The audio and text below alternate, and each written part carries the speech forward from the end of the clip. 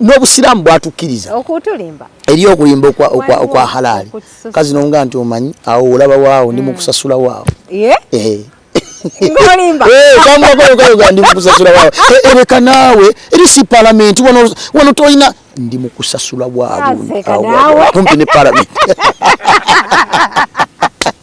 omukazi ayongera anywere waka nnyo oyinza okutambulako okko naye ng'olina gye muyitaayiteeyo mu kyanje eyo oba n'osanga omusenyu nga baguyiye ne bulooka n'olinnyamu katono noga owaayi bulooka tripu eyokubiri nga temunnagiyiwa nga ndaba weemu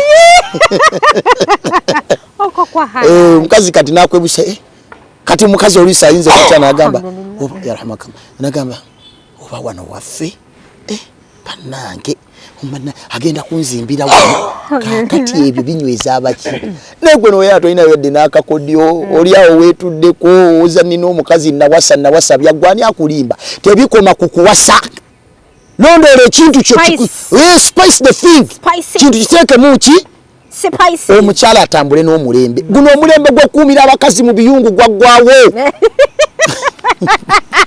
nawasa ekintu kyange nateeka eyo ani akulimba ebyo byenjagala okuwulira seeka ani akulimba oziise entamu zifumba mmere nti bazikuuta bukuusi ne bazizayo mu kiyungu omukyala ateekwa okutambula n'omulembe owulidde ate kati abakyala nga bamwe abakyala abamu babafumbirwa nga muli bubi kati Mungu akuwaddemukko naye gwe weefaako wekka okanya kuleeta ngoye bw'ogula amakansu bw'ojja ne perfume ez'ebbeeyi mukazi leeta perfume 3 iye muwe 2 owulidde beera muna akasente mutega akasente mu ngoye agenda okwoza bino ebima babireeta abeere nga ateeka engoye mu kyuma asangemu emitwalo 10 nga bweziteze buteza kkubira essimu bwabanga wa mazima nti mukwano walese muno sente ezo sente z'oyo agenda okwoza sente ze agati ezo sente z'oyo ayoza engoye Allahu akbaru kabira obufumo bwo bujja kukola ki bujja kutambula bujja kunywera towasa bwawe gwe kennyini wabeerawo nga ati nze njagala omusajja ali gumite otegeera sajja ali gumite tizenewa omusajja ali ki ali gumite naye wallahi ogenda okumutuukako nga mutuufi wanoonya kati olwoddukeyo ayinako 3 olwoddukeyo omusanvu gwonna omukyala n'omusanga ng'ali mu kibuga ataddewo obunyaanya ali awo enfuufu emukuba naye ng'alese amaka g'akalina alese abaana ani agenda okukuliza abaana bo ng'ayimba kaviiri mu ttawuni ofuna bulungi ayimba kaki kaviiri jangu ogula akaviiri naye ng'abadde mufumba atebenkedde naye nga ekyamubuzeeko kiri kimu kutula na mwami we kwetereeza kusonyiwagana ebintu ne bitambula ekirala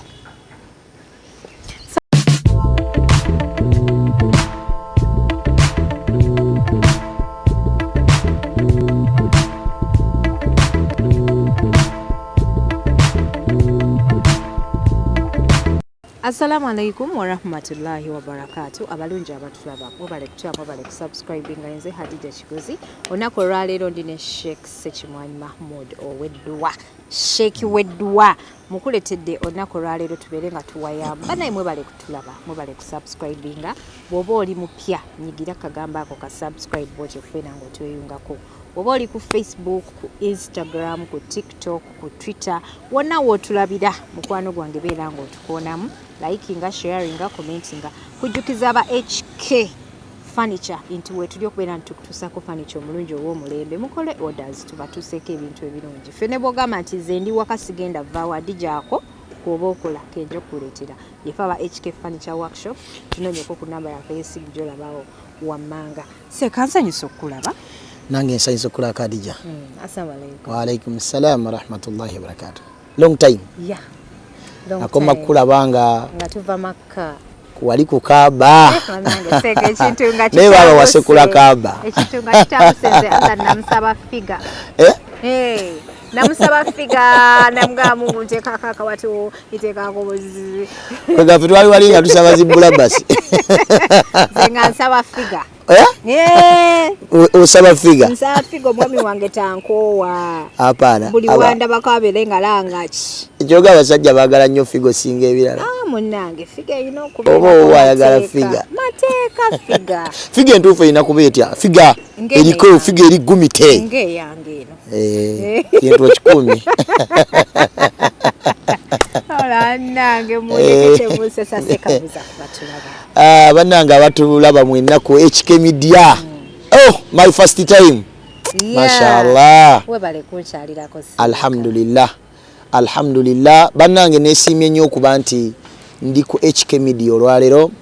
Alhamdulillah wassalatu wassalamu ala rasulillahi sallallahu alaihi wasallam. Abad abasiramu mwenna abatulaba assalamu alaikum warahmatullahi wabarakatuhu. N'abatali basiramu mukama mulungi ebiseera byonna mukama mulungi akola atya ebyo ndooza mumanye engeri y'okubimalayo naye nga twebaza Katonda atuwadde obuwangazi mwebali kukola bannange tugezezaako mwebali okukola emirimu gya HK Media ngezaako mukuliko Makka wavudde Makka mwabadde munsaliza mu kisiibo nga nzijukira bwe twali nga bannange seeka singa mbadde nnina obusobozi naalizeeyo alhamdulillah Kaaba ebbanga lyonna teggwa buwoomi kubanga ate muna ekyewunyisa abantu abagenzeeyo ate be baagala okuddayo katolaba nga bw'oli awo wabadde otula mu kisiibo nga balamazi basakifo balengera ng'obeegomba lwa nsonga omanyi obulungi obuliyo naye nsaba Allah jalla jalaaluhu omwaka guno nga tegunnaggwako sakifo ekuzzeeyo insha Allah naye sakifo wagisanga otya nakisanga bulungi seeka sabisezo zaali nnungi nnyo nakoma wano ntendera abantu twebaka bulungi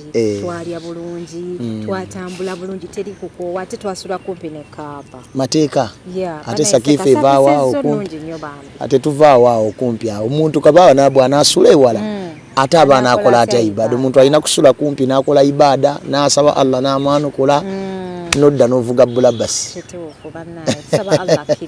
amina ya rabbi ogamba otya Adija webale kukola mirimu obadde otandika wano programu kuwulidde oyogera ku furniture webale kukola era mwabali eyo nga situnagenda mu maaso Adija mumuwagire omwana ow'obuwala bw'avaayo n'abaako bizinesi gy'ataddewo anoonyeemu riziki mumuwagiranga naddala abantu abatuufu nga bw'olaba Adija because nze Adija muwako obujulizi ekisooka simumanyi nnyo naye at least mumanyi lwaki omanyi omuntu okumumanya oteekwa okubanga ku bino bibiri mwali mubaddeko mwenna ekisooka nga wali otambuddeko naye mu lugendo nga wali osuzeeko naye mu lugendo Adija namutambuzaako ne mutwala Makka nga ne hoteli kwensula kwasula okumala ennaku zaali 10 Sadija mumanyi mukyala wa mazima mukyala musiraamu mwava ku bino ebya media biki naye Adija mukazi wa swala Adija mukazi musiraamu wa mazima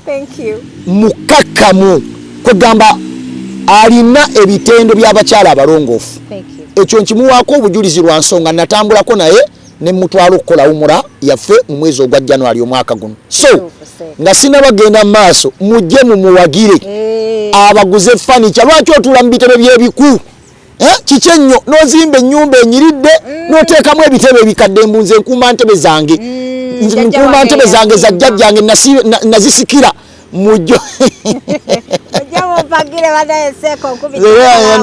nabitebe byesitulamu nze onkyaza otya ku makanzu gange ameeru n'ontuuza mu bitebe ebyenkukunyi mujje wawadija tokola oluusi fe tubakyalya netutadda nga musajja ajja kuba omuntu kumu teyadda lwaki bitebe najja ne kanzu enjeru ngenda okuddanga nyo n'ekipaapi kiringa abaana tutuuza mu bitebe abaana babifukamu muyiwamu amata g'oluzizi mujje wadija abaguze furniture mumuwagire mwana wa busiraamu mukwano gwammwe muwala wammwe mutambule naye insha Allah support your own Katikkiro yatugamba akuwagwowa ono mwana batuusako information nyingi nezibasanga mu mayumba gammwe kati babanga abawammwe lwaki ogule walala bwebanga ddala oli mukwano gwo lwaki tomusupportinga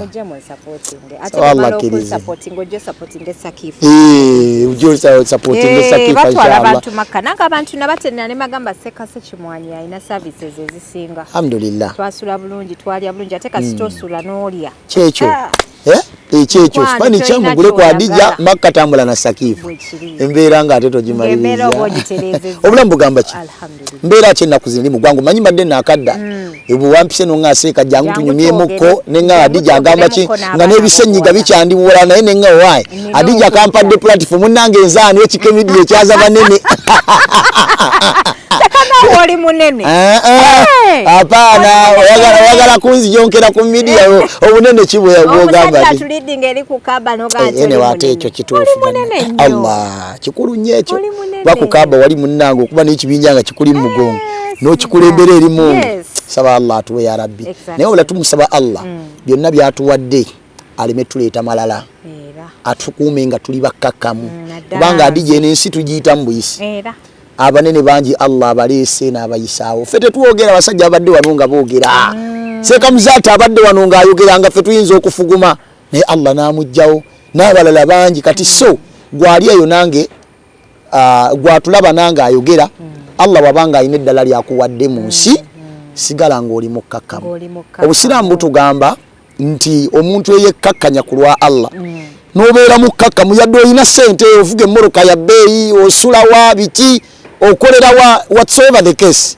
naye byonna Allah byakuwadde n'osigala ng'oli mukkakkamu down to earth tokuba bantu mazzi abantu obaaniriza okitegeera buli muntu kwegamba omutwalira mu ttuluba lye toyisaamu bantu maaso tobakkakkanya okitegeera nga tovuma bantu olw'okuba olinamu buli lw'obeera n'obukkakkamu yadde olina by'olina Katonda ng'akusitula eddaala Katonda ng'akola ki ng'akusitula eddaala kino nno kitwale nga situnagenda mu maaso buli lw'owekkakkanya buli lw'owekkakkanya buli lw'obeera omukkakkamu n'oteeraga yadde olina Katonda ng'akusitula eddaala naye buli lweweeraga nti olina kwega n'ofunamukko n'ofuuka ekizibu eri abantu abalala Katonda akumalamu ekitiibwa mu maaso g'abantu n'obeera muntu wa bulijjo gwe nolowooza nti ndi w'amaanyi ntuuse golowooza okuboggolako kwe kujja omumala byonna okitegeera kwegaba bw'oyita ku bantu n'obakuba amazzi olwokuba waguze emmoloka eriko kanamba ka digito nolowooza nti olwokoze nnyo gwasoose okuvuga what are you trying to prove abantu balina emmoloka ziri eyo za bukadde 8 9 amala n'emyezi 6 nga tagivuze kati so that's nothing Seeka ensonga eri mu ddiiro y'abaana ab'obuwala okuba nti bayitiridde okuva mu bufumbo ekintu ekyo kinkutteko abaana ab'obuwala obufumbo obusasika nnyo ennaku zino Seeka nkuwulira njagala ontangaazeemu ku biki omuntu by'alina okwekwatako okulaba nti anywererayo abeerayo Allah amusaasira amutuuzaayo Allahu akbar ng'oleese ekigambo ekinene abaana batuule eyo batuule babeere n'emirembe omulamwa gw'oleese tuyinza n'ogumalako omwaka nvamu episode emu esooka omwaka mutono naye omanye ebintu by'ennaku zino abantu bakyayagala kwogera ku bufumbo bwabwe abantu bagala bagamba mazima kyova olaba nti kati ennaku zino nali neesonyiwa okwogera ku nsonga zaki ez'obufumbo naye kubanga abantu munne bw'ovaayo n'oga nti bannange omusajja kola kino okuuma omukyala omukyala weeyise bw'otyo okuuma obufumbo bw'ovaayo byogera abantu babyagala owulidde kakati so tebaagala bikola ki yensonga lwaki nali nasikamuko emabega neŋŋamba kati sijja kuddamu bikola ki naye ate onezijjukira nti ndi sheekhe kati mu kubeera sheekhe yensonga lwaki nzize wano olwaleero mbeere nga nkola naye wakati mu byonna ekisookera ddala mu byonna Katonda yatutonda mu nsi muno n'atuteekamu emitendera egi arrijaalu wannisa abaami n'abakyala era n'ateekawo ibaada y'obufumbo ng'obufumbo obwo bulina kubeera wakati wa mwami na mukyala so si bino byolaba ennaku zino omusajja n'awasa musajja munne lotera biraba tusaba Allah abitukingirize abitaase n'abaana baffe n'abazzukulu abalijja oluvannyuma n'olaba omukyala ate ayanjula mukyala munne kalayo waliyo ekisinga ekyo okimanya Adija ye mukyala okuvaayo n'awasa embwa n'afumbirwa embwa waliwo vidiyo gye nalaba juuza omukyala ng'anuuna embwa emimwa kakati waliwo ekiraamo kye nalaba ku intaneti okwo omukyala yafaananaga ebyobugagga byange bya bba wange bagenda okuleeta bbaawe nga mbwa ng'embwa yesikidde ebiki byebyo ebiri mu nsi kyobolawo ne tetujja kuwona bibonerezo bya Allah subhanahu wa ta'ala ng'ebyo bikyali mu nsi gyebiri era mbabuulira musabire nnyo abaana baffe Allah aleme basanzawo mulembe ogwo Mungu atutaase ebisiyaga abitaase n'abaana baffe n'abaana ebintu ng'ebyo omwana onoobeerawo omwana akwetera bbaawe n'aleeta embwa naga nti bba wange wuuyo nze nalabako omukazi omuzungu ng'anuuna embwa emimwa can imagine lwaki Allah taatusaanyeewo naye wakati mu byonna ibaada y'obufumbo eyo ibaada nkulu nnyo Allah bw'agikuwa n'ogitegeera ekuyingiza ejjana Allahu akbaru kabira aba bakyala mu abasajja mbagamba aba bakyala bemulaba baliko ejjanaayafu nammwe abakyala ejjanaaya eri wansi wa bigere by'ababba bammwe. Omusajja yenna njogera bino, omusajja yenna alina omukyala awaka ng'omanyi wamuwowa n'omuteeka awaka ebbanga ly'anaamalanga si musiimu ne bw'olizimba emizikiti 10,000 ebi togenda kuyingira jjana wangi kubanga wamwesiba n'omuleeta n'oyambala obuvunaanyizibwa. Naawe omukyala ali awo gw'ogira okyasiba obukaayi obwonyirire mu mmotoka zo otumye chipusi ne chicken simaako javasi oli mu kibuga weetalaatala nkubuulira kasama kaako gabanga gateredde nga bbaawo si musiimu toyina jjana bwe basi kyogira okyabirika. Era kati nze ngamba bano mmwe abatannaba kujjamu eno eriya ya marriage sooka weetegereze, musooke mugumiikirize temupakuka, musooke mwetegereze emisomo nga gino mugitunuulire nti Ssekase Kimanyi bwe yabadde n'Adija yayogedde ku kibi kyebisinze okuleeta marriage breakups. Kuba kakati abaana abo buwala abo balaba nabo tetujja basibayo bambi. Wallahi Adija waliwo mu nsi muno lwe kigaana. Nammwe mwemanyi abasajja Adija nammwe mwemanyi kino kiri ku side mwemanyi Adija fonna abasajja tugezaako bedere mitengirisi bana buli omukolereza side ye sekagabye abasajja tugezaako Adija bw'obadde jja wano oyise ku basajja bameka mu kkubo omwo naye gwe omanyi lwaki bali mu kkubo omwo bali mubateekayo bakole fine naye gwe omanyi okolera omuntu naye ng'atakuliiko ali ku bibye. Waliwo abasajja bebakolerera abaana ne bava ku bakazi nagawaye kankolerera abaana anti labayo omusajja agenda okuva ku bakazi oba ku mukyala because let me tell you this abasajja bangi oli agamba seeka nze nasigala ku baana bange naye Adija omuntu wagamba nti kansigale ku baana akuteggwe kazaala baana abayina ensonga abayina ki ensonga abayina ensonga ze because Katonda yakola abakyala nga muli nnimiro zaffe. Basajja wakuubamu abaana 3 abakyayagala okumanya kugayirira saba akawato kukaaga onsikeredde busikereze nasaba akawato akawato yakajjamu akafuuka otuwato Allahu akbar bannange nedda Adija abasajja olaba abantu bajjajjaffe bakadde baffe bawangalanga ne bamaama baffe nze muzeeyi wange Mungu amusaasire mu kabuli amuyingiza ejjana naye saalabako mmange ng'anoba nakati muzeeyi yafa naye maama gyali ewaka n'ebiseera ebyo baaliyo naye baategeera kye bayita obufumbo both sides awala n'ekisooka baategeera nti obufumbo okusonyiwagana naye mwe temukyasonyiwagana akantu katono bwe kato olabako message ngezze ku simu n'olyoka otumbira ng'olinga ensozi z'e Saudi owulidde n'otumbira omwezi mulamba oli awo onyiiza osibye sumbuusa olingagana mapaapaali ge nakasero maama kakati nze ontumbirireko omwezi mulamba kiki ekyo ekinene kyetesobola kwogerako come sit down twogere ng'ofuna owokubiri ate nze nga naasigalawo andi kati ffe Katonda abawala babaye babaddeyo ebbanga omuntu ava mu bbanga nagapanzize olowooza buli muntu abasa omukazi owokubiri aba alimenti kumuwasa eriyo abawala abajja ne bagwa mu gaapu z'abasajja ng'agiguddemu bugwi do you know what omanyi kibayita jackpot n'okuba jackpot gwe eriyo abawala eriyo abaki abawala nga okujja kwabwe okuwasibwa naye kennyini abuuza oba omusajja ono namufuna ntya nga tamanyi oba omusajja ono yampasa atya amangu ago omusajja yenna kasita tomutegeera kasita tomukola ki kasita tomutegeera gwe ate let me tell you people mwe abawala b'ennaku zino mbagamba don't bridge a gap tosumagira bwe kiba kyetaagisa kusuba ng'otunula ku lwa musajja tunula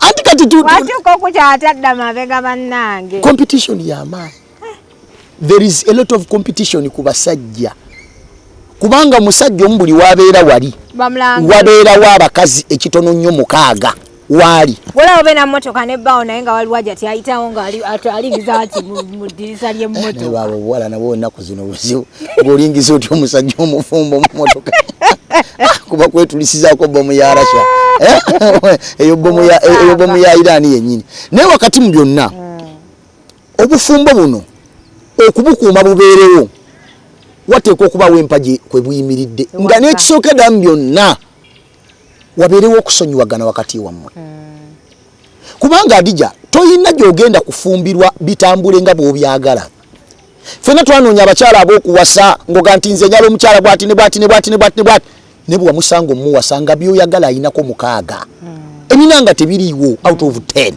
naawe gwe kennyini wabeerawo nga nti nze njagala omusajja ali gumite okitegeera musajja ali gumite tizenewa omusajja ali ki ali gumite naye wammaye ogenda okumutuukako nga mutuufi wanoonya kati olwoddukeyo ayinako 3 olwoddukeyo omusanvu gwonna kangunyumizeyo ekyafaayo waliwo ku mulembe gwa nabbi sallallahu alaihi wasallam omukyalo omu yalina bbaawe naye ng'omusajja oyo yenkana bw'ati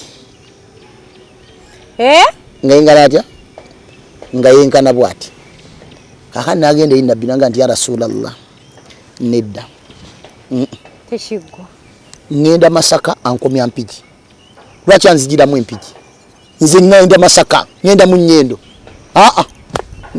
oyo ngenda kumuta ninayo gwenjagala oli omulengera nabbi oli gwenjagala okufumbirwa oyo nange lwatugumiikiriza ngenda Masaka ankomyawa empeke yali ejja kula seeka gumiikiriza empeke yali egenda kula usula yetu nola nekirandireyo nekidda nabbi namugamba nti kale kyogambye nti ali wagwoyagala nti oli nti kale ono nga bateŋŋana nga agenda otuuka ewooli nga teyali bwati eri yali mpeke namu agenda otuuka ewooli ate nga alina wotampeke namugamba ya rasulallah oba eri wabadde kalekaleko naye ate teri yadde namugamba nti kati nnyabwe obugumiikiriza kyekisinga tokyayinza kuvaawo awo kakati soggoona agenda mu basajja bameka lero ne bakusanga ng'ofumbiddwa emakindi mu mwezi gwa Julaayi n'otuyita okuwoowa ekyanja mu mwezi gwa Desemba n'otutwala e Masaka mbu bagenda kuwoowa omwaka oguddako otuyita otusumbuwa nno bw'otukasukira zi budget buli kiseera bw'otukasukira oba oliko magini kiki enno ekikusumbuwa buntuntu butonotono butimbu sima yawasiza omusajja okuwasa si bulwadde learn how to funa engeri gyoki ayenda kunzijongera onaabawulira gwegamba learn how to learn your man nanga atudde wano munnange wuliriza Adija learn your man omusajja wo muyige omanye nti sekimwanyi obunafu bwe buli mu kino naye amaanyi ge gali wano okyegedde kansigale naye mbeere naye tutambule because ebintu ebimu mu bufumbo ebirungi tebijjirawo Adija ebintu ebirungi tebimala gajja kyokolaba neggolodi Katonda alina gye yamukweka eyo naye nga bw'omugwako eyo ogaggawala n'abazzukulu ne bagaggawala ebirungi by'abasajja tebijjirawo mu wiiki esooka oba 2-3 gumiikiriza time everything needs with time everything changes naye ffe tulinamu embeera epakuka eyo both ku bakyala ne ku basajja lwakuba nti ate mmwe abakyala musalawo mangu okusinga ffe akantu katono nnyo kakwerabiza omwami wo byabakoledde ebbanga n'otuuza n'abaana bange mbabuuli wano ndiwo ku lwammwe kitammwe mulowooza alina kyeyali ampadde n'ekimu naye nga byonna ebiri mu kisenge omusajja yabadde aleeta abasajja bonna boolebye mu kkubo nga tujja wano bonna bakeera amatumbi g'obudde abasajja bafuluma n'amayumba gaabwe ge beezimbidde nga balinga be bagoba abalala bawamukira ku alamu saawa 10 ng'afulumye mu nkuba efudde embe ennaku zino lwaki mmwe mututwala eriyo abakazi baabanga bajeti zaabwe Naye abakyala balina budget ezirigumite nga wallahi ennyumba inaje bakamusaawe omusajja agwemusanga wankira kukuba anoonyeza sente mukazi. Naye teri kiruma Adija nga kuba nti omusajja agenda wankira omukazi amukolere naye nadda wallahi ng'ewaka tewali mirembe. Kati so obufumbo bunaabeerawo butya era at the end of the day marriage break up. Ani abeera yamazeewo emirembe banna gwe kennyini lwaki mulemu okwapreciatinga ebintu ebinene abasajja bye babakolera n'otunuulira otuntu otutono kati otuntu otutono ne tukusiimulamu byonna omusajja byakkoledde n'omaliriza olesa amaka olesa abaana omukyala n'omusanga ng'ali mu kibuga ataddewo obunyaanya ali awo enfuufu emukuba naye ng'alesa amaka gaakalina alesa abaana ani agenda okukuliza abaana bo ng'ayimba kaviiri mu ttawuni ofuna bulungi ayimba kaki kaviiri jangu ogula akaviiri naye ng'abadde mufumba atebenkedde naye nga ekyamubuzeeko kiri kimu kutula na mwami we kwetereeza kusonyiwagana ebintu ne bitambula ekirala soko simbe wakati abantu njagala okubajukiza nti mu June ennaku z'omwezi 26 tugenda kwera tambula ne Sakifa Travel Agency nga tugenda Makka tukomawo ennaku z'omwezi nga nyabi emiliyoni 5.5 jangu obukinge slots weziri abantu batandise okusasula seka okiriza okusasula kempola mpola abantu bajje mpola sente za June tuzikwa siku pressure sente za June tuzikwata mu kibanja mpola insha Allah taala ennaku zino bimanyi oluusi sente okuziyolera awamu zonna oluusi bikalubamu naye oyinza okuga nti kansasulemu emirundi emeka oba ebiri oba esatu noga nti kansooke nteekeyo ebbiri oluvannyuma ndeete ebbiri ndeete n'emu ekitundu oba oli Makka so tubalindiridde insha Allah mubeere nga mujja ne bakyala bammwe kazi ayinza okubanga wali wamunyiiza muteekemu ka surprise omanyi nayo surprise awumuleeyo ninayo surprise ntera okugaba kakati omusajja bwajjagwe omusajja bwojjanga omukazi yakunyiigira omanyi abakazi banyiiga gwe bannanga abakazi munyiiga ayo kitemwerabira obujja butwisa binnyo lwaki temwerabira ate omunyiiga temwerabira kantu n'okakuuma omukazi n'akuuma akantu emyaka 2 alikwako kati banna wino obulungi ne butandika n'okuggwako ka make-up okeekuba tekakyakunyumira oli awo olina akantu ku mutima lwaki temubunaaba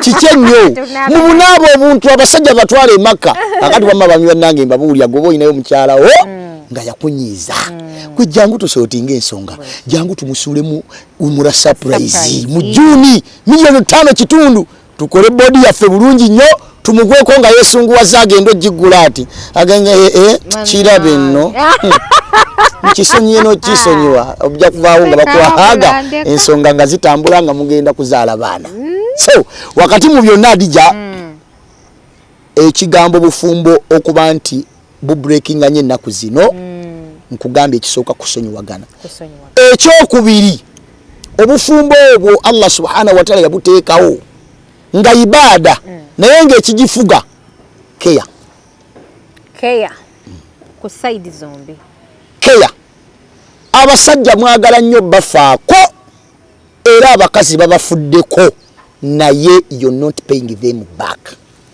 Thank you Sheikh, thank you very much. Nze nkoze research otuusa watu awo yogedde ebituufu kati amatowola tolaba ati awo seka tuli ku mulamu abasajja tebagala nze kyenzudde abaana abo abawala balaba abaana abo banne mbasaasire nnyo abaana abo ab'obuwala bayimirirawo because laavu y'omukyala laavu y'omusajja ejjirawo nejja mufululizo nevaawo naye omwana omuwala kati for example nyinza okubeerawo na Adija nekwogereza nga njala kuwasa nze nga mpulira nkwagala naye gwe laavuyo ejja mpola naye ate bwemala nepiikinga okugenda osiitaana kyova olaba nti omwana omuwala bw'omumenya omutima Allahu akbaru walillahi alhamdu abasajja ffe tusinze okuviirako abakyala bano okukyankala ne bava mu maka akoowa because bagezaako ne bakwatirira naye ne kigaana era omukyala wagambira nti kiganye aba ayise mu bingi akugumiikiriza n'akugumiikiriza n'okomawo ekiro olusuto n'okunaaba nga tonaabye naye bakambuliri ng'owunya entuuyo z'omwowino naye n'aguma owulidde n'ebirala bingi bye bayita because abakyala abo gwe tali kitonde mu nsi muno kigumiikirizanga mukazi. Omukazi mu bagumiikiriza yayiseewo. Yasooka. Naye bw'olaba omukyala agambye nti seeka kiganye. Nkitadde. Obeera mubi nno. Obeera mubi. Alanga mwina abaana. Kati so batwagadde babaagadde but you're not loving them back. Abakyala baagala nnyo mulabe wo gwe muteekawo embeera ganti mukyala wo. Nagwe n'otambula n'omukazi n'olemerwa n'okumwanjula mu bantu nti no mukazi wo. N'okola omwezi mulamba omukyala n'abeera nga mu butuufu bwe yeekeberakebera alaba nga talina mbeera eraga nti oli mukyala wo. Kati keya mu maka eviiriddeko amaka okufa. Abakyala abo bwe mulaba kati let me tell you this mu abasajja. Abakyala appreciating akantu akatene nnyo kasita kabeera nga kalungi. Ogenderera okukakola. Abakyala abamu tebaagala bintu binene. Gwoyinza okulowooza nti ojja ekizimbe okiteeka awo. Omukyala asobola otunula ekizimbe kyo n'akikulekera awo. Wabula ate n'atwala omusajja. Amucheckingako always. Hello, how are you my darling? Are you okay? Esimu y'omukyala nebeeranga buli kiseera evuga. Hi, how are you? Good morning. How was your night? Kimala. Yes, good afternoon. Mukwano ofunye ku kyokulya. Walidde. Good evening. Jamu omulaba oba nzije nkuno ne kona asobola okumuga jamu.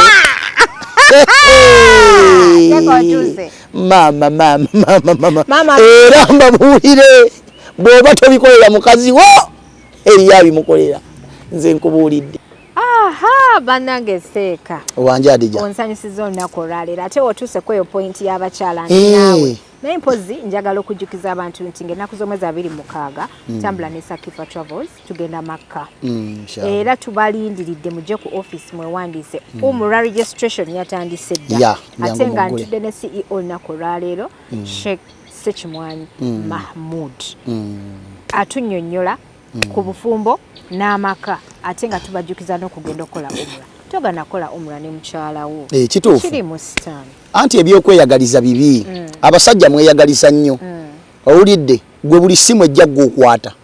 Buli simu ejja iPhone 12, 14, 15, 16 kati okwata 17. Naye mukyala wo akyali kuziri ezedda. 8.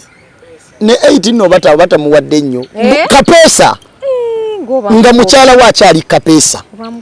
Anti kibi nnyo okwefaako. Kyenkugamba nti omukazi anaasigala atya mu bufumbo.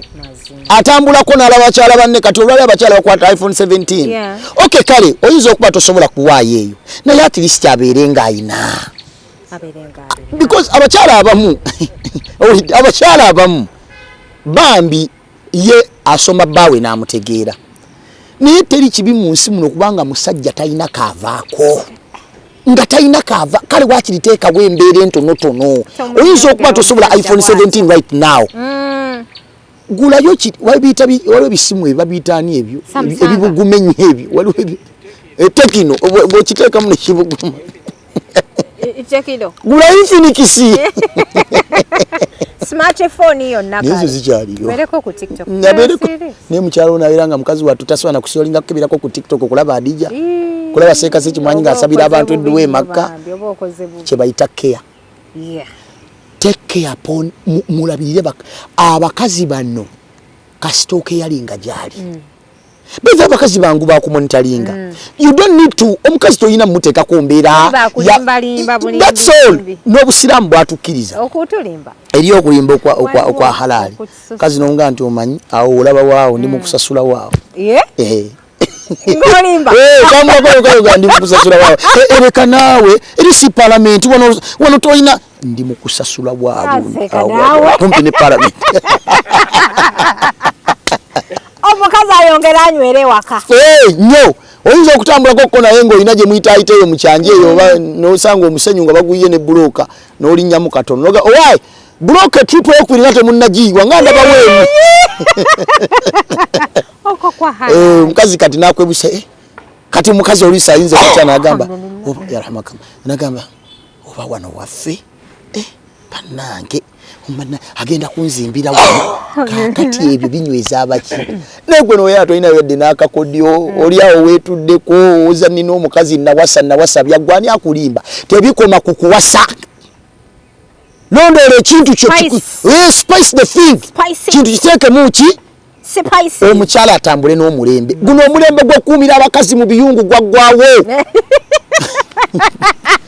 nawasa ekintu kyange nateeke ani akulimba ebyo byenjagala okuwulira seeka ani akulimba oziise entamu zifumba mmere nti bazikuuta bukuusi ne bazizayo mu kiyungu omukyala ateekwa okutambula n'omulembe owulidde ate kati abakyala nga bamwe abakyala abamu babafumbirwa nga muli bubi kati Mungu akuwaddemukko naye gwe weefaako wekka okanya kuleeta ngoye bw'ogula amakansu bw'ojja ne perfume ez'ebbeeyi mukazi leeta perfume 3 ye muwe 2 owulidde beeramu n'akasente mutega akasente mu ngoye agenda okwoza bino ebyuma baabireeta abeere ng'ateeka engoye mu kyuma asangemu emitwalo 10 nga bwaziteze buteza kkubira essimu bwabanga w'amazima nti mukwano walese muno sente ezo sente z'oyo agenda okwoza sente ze agwa ezo sente z'oyo ayoza engoye Allahu akbaru kabira obufumbo bwo bujja kukola ki bujja kutambula bujja kunywera towasa buwasa kuteekaawo ogende owulidde olinga yalese kutya olinga yalese kutya n'ogisuulaawo bagambe seeka abasajja towasa buwasa kuteekaawo ogende nedda naye mwana w'abandi yazaalibwa bantu nga ggwe owulidde ate n'essimu gyenjogeddeko okugigula bwobanga ogiguze togula buguzi simu kugiteekaawo kubeera awo wabula gikubeko ekyokubiri giteekeko data egiteekeko eya tayimu ekirala omuteerengako ne kasente essimu z'abakyala zirina kubeerako you have received ezammwe abasajja you have sent ero program yesizanyo mwaka wega nobeerawo to era kati gwe omusajja ali awo ng'essimu eterimu you have sent to your wife kati oba okyali musajja ki naye gwe ate nno abasajja abamu balina enkola asindika za buvunaanyizibwa bamusaba eza kino n'asindika ne bamusaba eza kino n'asindika aba nabo abasajja gye bali Allah abasiime naye kiba kibulamu sindikayokka emitwalo aga ameka nga ggo tegayina budget gagweko omukyala yeekanga ati amugee nti mukwana ate zino zaaki nkuwaddeyo kasente kakubeere omwezi guno abakazi baagala akasente okubabeeramu tugena mukazi byonna byoyogera kaseko oli kukola ali waggulu wooti era kati oli mu nnamba emu abakyala ate kankuwuye kino omukyala ne bw'aba nga afuna emiliyoni mmeka 5 gwe muweeyo emeka 5 ajja giraba nga mikulu nnyo okusinga ziri 5 zalina kwakaawo oyogedde amazima se naye bwe munaakodo wala omukyala baakowa abasajja abakodo kyova olaba obufumbo bufudde basajja mususo weebuuza omukazi yekyanga omukazi simutegeera omukazi gw'oyimiridde otya keya okugaba kwe kuli kutya oba olimu abo abataliibwako kaabwe eri abasajja abakukulira sente okukulira biki ogenda zigula musanda ne munaaba ne ziwaleti mubiyigo webasaako limu lino lyewasa lino litunula liti ofaaki n'ensi sente wadda nazo nga musobola oziwa abamalaaya ab'ebbali mugenda mwetonda n'okwetonda bebi ninamu miliyoni 2 bebi eno kibebi kyekuba omuzigo kyonna kizi kiti ewuddi kikyeruse kizigo kyeruse kizigo eriyo abaana abali eyo banneekuba kizigo abo ayeruka mu maaso naye ng'engalo nzirugavu n'obuuza ono kiki abalongo bamwokya naye abo be mwegayirira owulidde n'otwala emiliyoni 2 nga weetonda n'okwetonda nga kuliko ne iPhone 17 naye mukazi weewaga nga kuliko neimuli ne baluuni naye n'okwetonda nga weetonda n'akulinza n'okulinza nno I'm coming wait for me I'm coming ebyo binsanga mpisi ebyala byonna biringa byatwaguti galinga majini masiraamu owulidde omuwala najja n'akutuukako ng'alinga ekishaitaani ekiwedde emirimu naye ojja weetonda wenna n'alyoka kunamira ati nga wagenda ne Makka omulayo n'ogittirawo ebyo nambize waka mu famire mbakazi bamwe bwe mwawasa byonna bize waka gwe lwaki okola surprise olwolumu n'oga nti olwaleero ngenda kugula ebimuli ngule baluuni ngule swiiti ngule chocolate kyekirala Itekeko sente. Ntekeko sente. Nteke iPhone 17. Ntekeko ekimulinga kiriko obw'omutwalo oba ebiri. Milioni emu. Oddeko kawa kango oli cute. Seka kutwalira mbaga wote. Oddeko kawa kango oli wanyi. Bagano kwekanga. Bakweka si ono. Ono mulala. Kije kitusewo bane baby obadde ki? Sira what is happening? Bane nga say together all for you. Oh. Seka onkubiza obuvananyi. All for you. Manya abakazi kati abali wano babukuba. Ajja kubulwa otulo. Akubire mama we, akubire mikwano gye. Tajja kwetaaga na kitiribiita. Ate omukazi mu abasajja mu ekitiribiita kikola kitya kyekikuuma figa.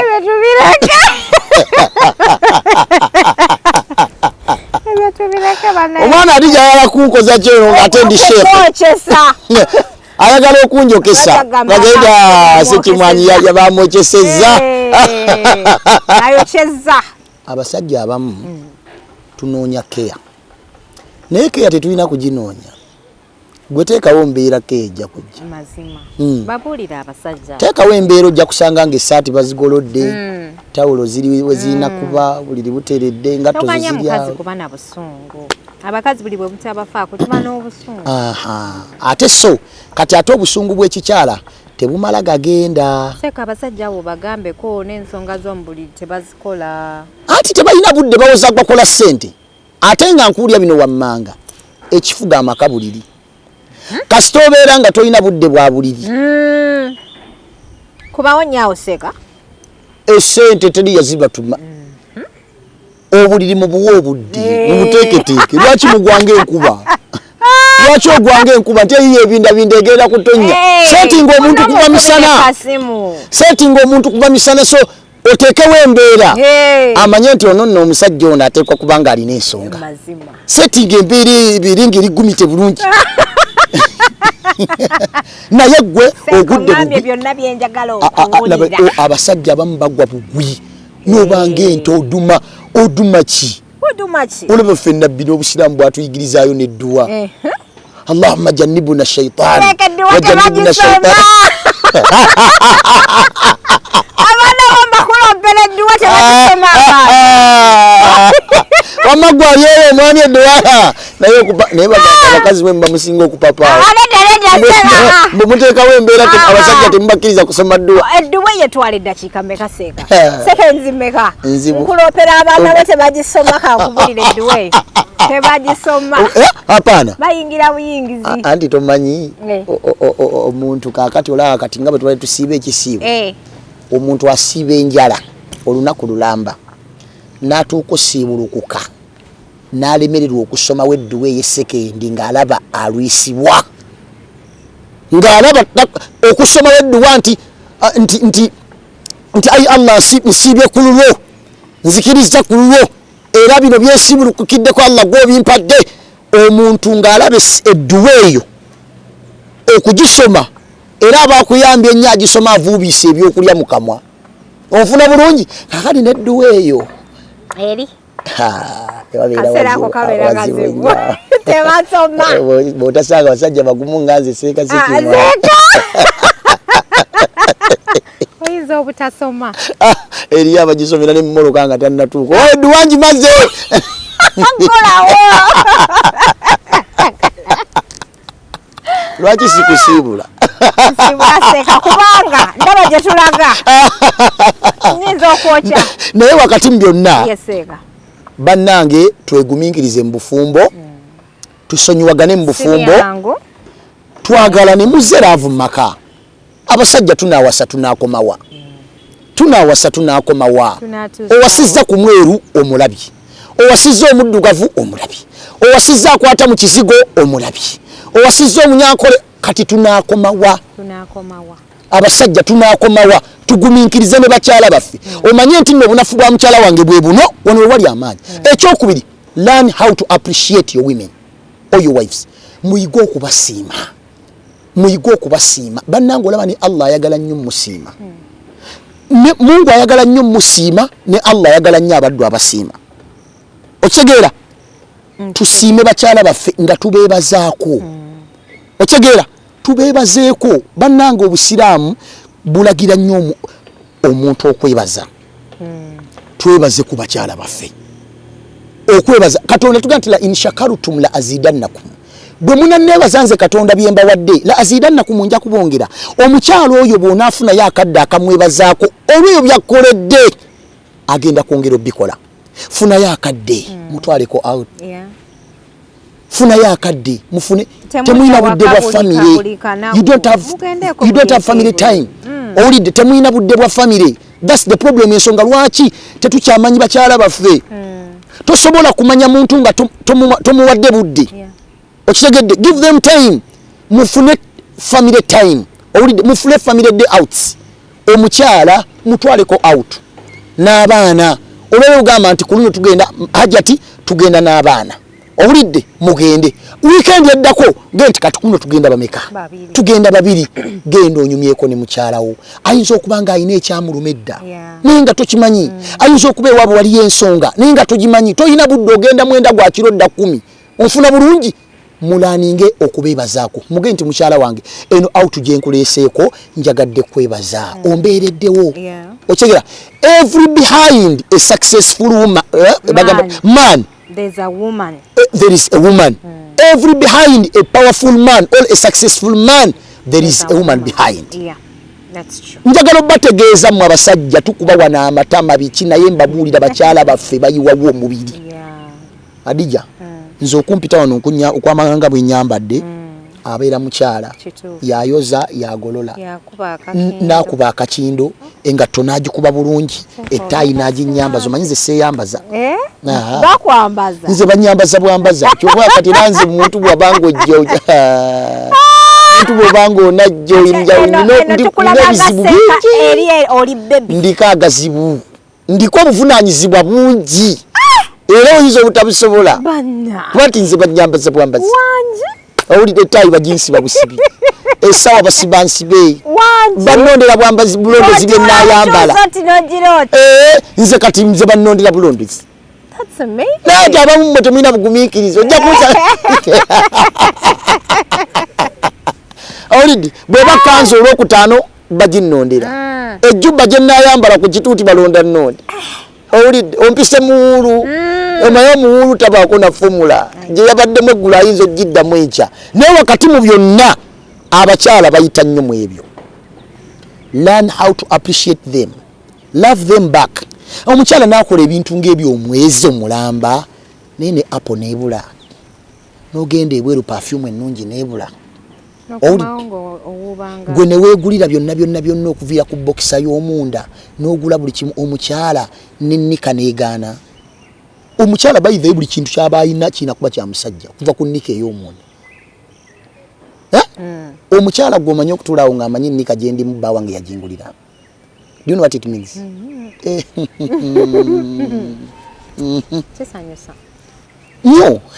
Nnyo owulidde omukyala talina obuvunaanyizibwa bw'omusajja okumanya nti kati mukyala wange neetaaga omugulirayo nika neetaaga omugulirayo bra neetaaga omugulirayo akakaaya naye gwe omukazi n'afuluma ennyumba engatto shaliya ensawo essimu amafuta g'emmotoka byonna nga tomanyi gye byavudde n'osigala ng'ogamba mbu ye mukyala wange.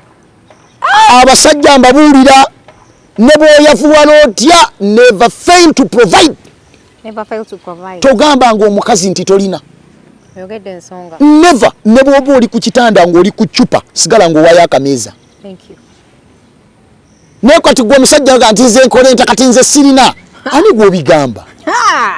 Naye nze neewunya abasajja abamu abali mu maka n'oba nga tosobola naggula mmere n'osigala ng'okyeyita omusajja. Kati agogaba maka kibiri. Agogaba maka ki? Genda obbe embowe zinaakuluma gw'onaamanya. Naye n'obeera tosobola kugula mmere n'otambula n'omukyala ng'omukyala yagula nga yagula ate bisajja ebimu byayonooneka. Si bwe kibeerawo nga bamusuza omusajja n'abeerawo ssebo nga bamusuza n'abeerawo ssebo ng'alinda bamugulira engoye z'ayambala. Can you imagine? Okay, fine. olwaleero embeera yakyukamu Adija osobola okuleeta ne Ssekimwanyi n'aleeta naye ate ekyomukyala kyakyeyagalire bw'ayita kasaati akalungi bw'ayita kasaati akalungi agamba nti omwami wange kamutwalira ayambaleko bw'obanga ogenzeeko e Dubai n'ogulayo essaawa n'ogimuleetera ne si kyatteeka naye ggwe omusajja buli lw'otambula by'oba osooka oggula bire bya mukazi ate ani anaamuwa olyo olyoka owozeeko ebibyo n'ebirala byonna amakalu galyoke gabeere gumite gatambule bulungi mweyagale ebintu byonna mubikole naye obufumbo kasabulamu ebirungo n'obuliri bugaana bugaana nti otandika okuvuga emmoloka ng'ogiwuli eri eno ku ttaka oluyinja ne lukusika n'oluwulira akusanga mu kitoogo ng'oguddeyo abalungi abatulaba tubadde ne Sheikh Ssekimwanyi Mahmood olunaku olwaleero mumulabyeko ku TikTok mutimbagano egy'enjawulo ku Instagram Banasakifa family mbatumiddeko nnyo awo mu group zaffe za WhatsApp nti mwebale nnyo okwagira Sakifa Travel Agency. Seka tudde ku umra eye Makka umra mugenda ddi tugenda kutambula nga 26 June okay twakomyewo mu Ramadan in fact nga sina kwogera ku June kansooke nebaze abantu mwenna abatwesize ne mutuwa abalamazi kitongole kyaffe kyenkulira bakiyita Sakifa Travels era omulimu tuguluddemu naye njagala okubeebaza okutuwa abantu ne tutambula nabo Adija abantu batuwadde abalamazi abantu batwesize ne bakyala baabwe abaami bazze abantu batwesize ne bakadde baabwe twagala okubeebaza mwebale nnyo mwebali eddala kutuwa bamaama ne mutuwa bataata ne mutuwa bakadde bammwe because Adija omuntu ogamba nti nkuwadde maama wange Allahu akbar bane tubeebaza nandibadde nfukamira naye mbeebaza kubanga Adija omuntu akuwa omulimu abakuwadde ssente aba ayagadde ogende maaso Adija abantu batuwagira ate n'abantu abamu baffe bakumpi owulidde ng'obeera naye nga takulabawo otegeera ng'agenda n'esere n'azigaba ewala naye nga ate gwe yeyandibadde owo gwe wandibadde otandika naye naye ate munnange ogenda okwesanga ng'ate abantu abeewala batwagadde njala okwebaza abantu mwenna abali mu diaspora kuba mmanyi omukutu guno gugenda wala Adija abeera viral always njala kubeebaza abantu b'e Canada njala kwebaza abantu b'e Bungereza ate okusingira ddala njala okwebaza abantu abali e USA mwebale kutuwa balamazi naye mukwano gwange awo USA bamuyita Badru ali Boston atuwadde abalamazi njala okwebaza Latifa atuwadde abalamazi ali Boston abali Canada South Africa mikwano gyange bali South Africa mwebale nnyo muganda wange ali Mawale sebo nkwebaza n'abalala bangi nnyo mwebale kutuwa balamazi ne mu Uganda wano wenyi yala kwebaza ne Faruk Sakozi oyo naye mulamazi wange ntambula naye Sakozi naye abalamazi abasukuma alhamdulillah ate wakati mbyonna nawe okwebaza ate noweewuye era n'Adija seyo Sakozi akwaga twali kukaba mulamazani y'omwaka gule nangamba Seeka ila mukwano gwange musabire kudua Allah amuleete wala wallahi Sakozi akimanyi bulungi twali kukaba ne Sakozi nanga mukwano gwange musabire dua Allah era nkubulire bane ya Adija omuntu atagendangako Makka olina kyosubwa omuntu atagendangako Makka kisembeze mbirowoozo ogendeko e Makka nali ne Sakozi kukaba mu Ramadhan ya 2025 nangamba Seeka namukwano gwange gwenjagala oleete wano ne muteeke mu ddwa nga tuli kukaba ne mugamba ya nangamba muyita Adija Kigozi ne mugamba erinnya eryo ngandi manyi nanga nti tukola emirimu gye gimu naye musabire ku ddwa wallahi Adija ndakusabira nga tunagenda Makka nali ne Faruku Allah teyakutwala yantwala naye mbadde simanyi anti yansabira gwogenzo ogenda twali twasabadde ate nga by then nali sinakulaba nyoze nga nkulaba ng'otrendinga naye nga sinatuulako naawe Faruku yafuuka ensonga munange yankubira nangamba Adija twakomyewo e Makka gende wa Sheikh Ssekimwanyi otandika okudipositinga sente Sakozi bayigayo Sakozi oyo mulaba ate no sajjirawo muntu mulungi Sakozi musajja mukakamu musiraamu akolaganika naye nze mu bantu benna akolaganyeko nabo by the way abantu batera nnyo gamba mbu sima ba bloggers biki aba social media biki bannaye abantu babeera ku wano ku kamera nga balala naye ate bava ku kamera babeera balala nnyo. Nze kati Adija nze nakwewuunya nnyo era omuntu atakumanya Adija tayinza kumanya. Allahu akbar, la ilaha illallah Muhammad. I'm telling you, bwobanga wandyagadde omuntu yenna gwe wandyagadde okuwangaalako naye nga mulungi, Adija muntu mulungi, Sakozi muntu mulungi. Owulidde, nze abo abantu benjogerako bonna mbatambuza, Sakozi nze mutambuza, n'Adija nze mutambuza. Ekyo nno kiraga nti Sakifa eri gumite yanjawulo. Bwe maaso okutwala abantu abanene, abantu bano baligayo banene, bakyaza banene, bagenda vairo mubalaba, naye bambi Sakozi, thank you very much. Omutima ogwo omulungi ogwagaliza, era sebe dua ya Allah yajanukula Adija yagenda kati era nsinzira wano okusaba Allah insha Allah Juni nkoze ya Adija insha Allah taala. Naye nga nebaza abantu betwatambudde mu Ramadan mukulike eyo nnyonnyini ddala bannange, twagala okwebaza abantu mwenanga bwe mwaze twali n'ekibinja kinini batugamba nti bomu zikuba ne tutya ne tugamba naye banasakifa banadda. Mungu yatukuumye alhamdulillah, twatambudde bulungi ne tukomawo mirembe era bane ntegeeza abantu mwenna batuwadde abalamazi nti abalamazi nabakomezaawo bulungi, bakomyewo mirembe era bali mayumba gaabwe bakyalimu ebisenyiga naye nga bonna bakomyewo nga balamu. Ekirala tugenda mu hijja insha Allah ng'ennaku z'omwezi 13 Mei insha Allah, naye nga yo hijja naggalawo. Hijja twaggalawo ne visa twazifunye, abalamazi bazirina. Kati omuntu yenna ajja mu Sakifa ng'agenda mu hijja ayina kujja mwaka gujja, naye ate balina okwewandiisa mangu. Ebya hijja byakyuka nnyo. Kati olaba visa zafulumye eza hijja ng'ebula emyezi egi abantu bagende e Makka. So the reason lwaki abantu badde basigalira ng'ebintu bikola ku late minute, naye kati ekitongole ekitutwala ekya Uganda Bureau of Affairs hijja bagimaliriza era ne visa olwavudde e Makka bazituwadde era abalamazi mweteeketeeke mugenda Makka. Then kati bwe tudda mu hijja nja kukomawo ennaku z'omwezi 4 June. Bwe nkomawo ndyoka ate nteeketeeka abalamazi abagenda mu Juni insha Allahu taala. Naye nga essaawa zino omulyango muggule era abantu batandise okujja abagenda mu Juni 5 n'ekitundu insha Allah. Kuliko air ticket, kuliko visa, kuliko hoteli 2. Luliba manja train abantu ba January kuno nagibawadde mu Juni mugenda ku train insha Allah ku 5 n'ekitundu. Train mbadde ngitambulizaako abantu mbasasula $10 2.25 naye ku 5 n'ekitundu ngenda bawa train insha Allah ebajje Madina ebaleete e Makka. Because ogenda okuva e Makka paka Madina kilomita ziringa 8 almost lunaku lulamba naye train ya 2 hours. Owulidde salwaki nteeka bamamba bamwe mu bus bamama bagende ku train benjoyinge train bajje just 2 hours nga tuli Makka tugere tukole ibada ngeri gumite insha Allah taala. So mujje mwewandiise insha Allah, mujje mutambuleko na Adija insha Allah taala, mujje mutambuleko ni muwala wamwe Allah nyonyo atozanyirwako oli mchala wa manyi nnyo. Alhamdulillah. Nenga neyanzizo kunkyazaako. Wabali kumpita. Era. Nsanyuse nnyo. Ngambye olwaleero kankuyita. Mungu ayongere ekike media amanyi. Allahumma. Agitaasa abalabe n'abataagaliza ab'ensaalwa. Manya ab'ensaalwa bangi. Adija ensaalwa eri mitima gy'abantu. Kati eri yakulaba onakwatibwa ensaalwa. Tolina kye wali omukoze bannange fitina. Ate mbabuulire. Bwemba mwagala okubeera obulungi mu nsi muve ku fitina, muve ku nsaalwa. Ekitali kikyo tekijja kuba kikyo, n'ekikyo kijja kusanga awo wotudde kijje. Negwe n'owulira n'ozimba omutima olw'okuba Adija ali kwekikke, n'ozimba omutima olw'okuba Adija ali Makka. Webale nnyo n'ozimba omutima olw'okuba Adija avuga emmoloka ey'ebbeeyi. Baba nkutidde gaali gye nkusanzeemu adde sikumanyi. Adija ng'oli gumite mwa era akange katenga kweke mu nsiko nga ndabye ebi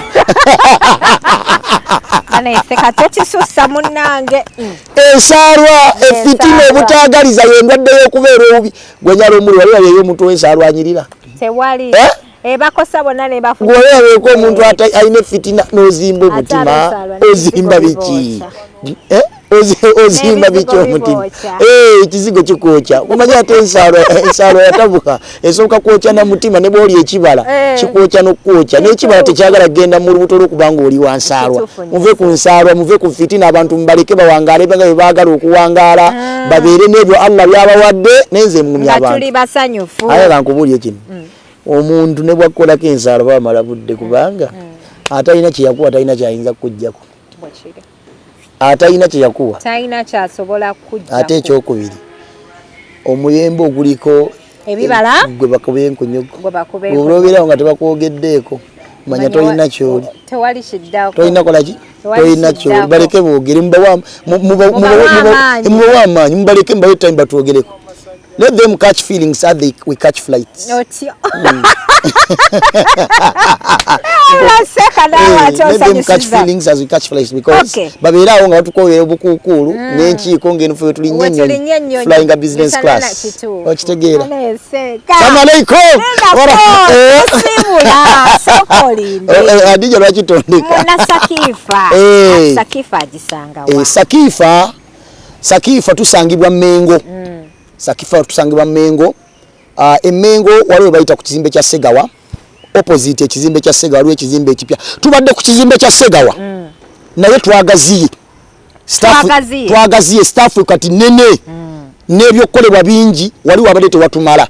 So currently ntegeeza eggwanga lyonna nti tusangibwa Mengo tubadde ku kizimbe kya Segawa. Naye twashifutinze ne tusala ekkubo ne tudda ku kizimbe ekipya. Actually bakakimaliriza bagenda kukiteekako erinnya very soon. Naye wano ku Segawa opposite kasitosala ekizimbe ekipya kinyirira. Tuli okwo we twagaziyidde office nene abakozi bonna bali omwo abakola ku ticketing abakola ku visa bakola ku buli kimu. Nange Kabwejjungira CEO. Sakifa. So bwatuka ku kizimbe kya Segawa kuba bukubi simu. Enamba tugibawe. Kale enamba yaffe y'essimu gye musobola okubako ne mutuwa abalamazi eri 0704 080 M80 0704 080 M80 0704 080 M80 ye namba yaffe y'essimu eya ofisi ya Sakifa Travels. Nsaba mutuwe abalamazi, mutuwe bamaama, mutuwe bataata, mwabali ebunayira kebera ku sente z'olina dola nga 1200 insha Allah oluweereze tubeere nga tutwala maama emakka. Kibeere ekirabo kya maama ky'omuwadde mu buwangazi.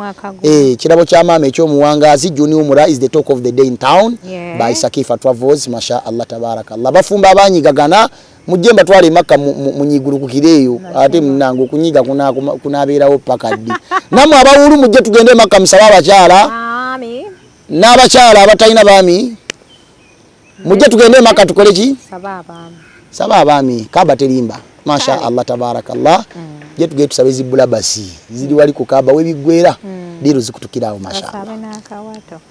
Abalungi abatulaba se Hadija Kigozi tubadde ne Sheikh Ssekimwanyi Mahmood mu following kawo ku TikTok ayina inspiring stories nnungi nnyo ayina edduwa nnungi nnyo abali mu Sakifa family mukimanyi nti ffe buli ku makya tukeera mu dduwa ne Sheikh Ssekimwanyi Mahmood.